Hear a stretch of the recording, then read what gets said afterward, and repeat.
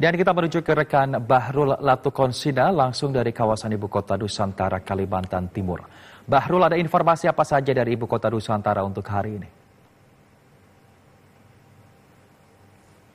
Selamat siang, Semi dan juga saudara, langsung dari Ibu Kota Nusantara. Lebih tepatnya saat ini kami tengah berada di gedung kantor otorita Ibu Kota Nusantara yang memang para ASN ini sudah mulai bekerja sejak beberapa bulan yang lalu, termasuk juga dengan Kepala Otorita Ibu Kota Nusantara Basuki Hadimulyono juga sudah mulai bekerja di sini. Dan hari ini kami tentunya memiliki sejumlah informasi yang dapat kami sampaikan kepada Anda. Untuk informasi pertama adalah Menteri Keuangan Purbaya Yudisa Dewa merespons adanya pemberitaan terkait dengan media asing yang mengatakan Ibu Kota Nusantara atau IKN ini akan ia mengungkapkan atau meminta masyarakat Indonesia untuk tidak Nusantara ini terus dilakukan. Termasuk juga di samping kiri kami ini adalah gedung dari Istana Wakil Presiden RI yang memang tengah dibangun, dan memang dari informasi yang kami dapatkan ini sudah lebih dari 70% pembangunan terus dilakukan dan memang direncanakan akan selesai pada bulan Desember.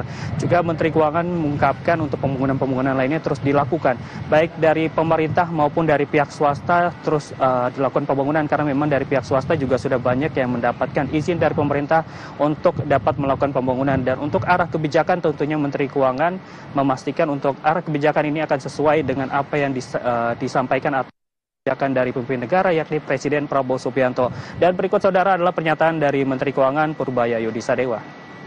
Saya nggak tahu, kan tergantung nanti rencananya pemerintah ke depan seperti apa. Rasanya sih nggak akan jadi kata hantu. Ya, kalau ekonominya dia bagus, uang saya akan banyak nanti. Jadi Anda nggak usah takut. Jadi jangan dengar prediksi siapa orang luar. Terus sering salah kok. Tapi Bapak ada rencana nggak Pak nambahin anggaran buat IKN Pak? Yang jelas yang udah kita sendiri adalah perusahaan swasta yang bangun rumah di sana kan. Itu harusnya udah mulai jalan pembangunan rumahnya. Nanti baru kalau perlu tahun-tahun berikutnya ada dana pemerintah kita kawan lagi. Tapi yang jelas kita udah setujuin yang swasta membangun rumah di sana.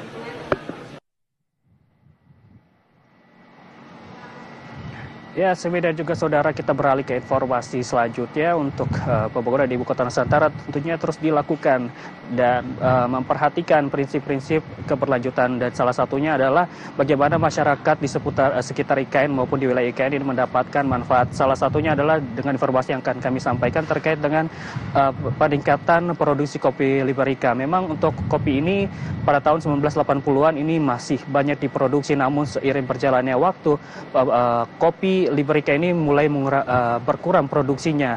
Dan pada tahun 2024 sesuai dengan apa yang disampaikan oleh Deputi Lingkungan Hidup dan Sumber Daya Alam OIKN Birna Asnawati Safitri mengungkapkan pada tahun 2024 OIKN ini menemukan salah satu desa di wilayah Tengen Baru yang memang masih menjadi salah satu penghasil kopi Liberica. Dan seiring berjalannya waktu, pihak dari OIKN juga telah bertemu dari para peminat kopi Liberica dan juga para penghasil kopi, dan pada akhirnya menghasilkan kesimpulan terkait dengan memanfaatkan adanya kopi Liberica untuk dapat menjadi pendorong perekonomian warga lokal.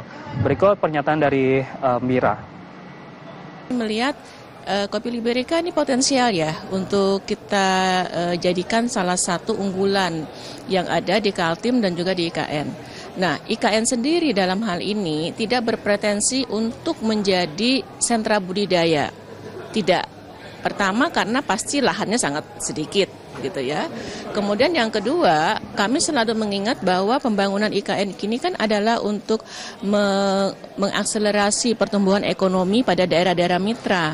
Nah, dalam hal ini adalah Kalimantan Timur. Jadi di dalam desainnya pusat budidayanya nanti akan lebih banyak di Kalimantan Timur.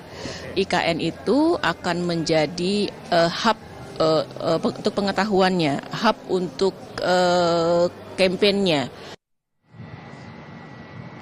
Ya, Sebi dan juga saudara, adanya pernyataan dari Menteri Keuangan yang mengatakan Ibu Kota Nusantara tidak akan menjadi kota hantu, dan kita melihat bagaimana Ibu Kota Nusantara juga memberikan dampak positif bagi masyarakat sekitar. Tentunya kita harapkan Ibu Kota Nusantara dapat menjadi pembangunan yang berkelanjutan dan memberikan manfaat bagi masyarakat sekitar. Kembali ke studio, Semi. Bahrul Latukonsina, terima kasih untuk informasi lengkapnya dan selamat bertugas kembali. Kami masih akan menunggu informasi selanjutnya dari IKN.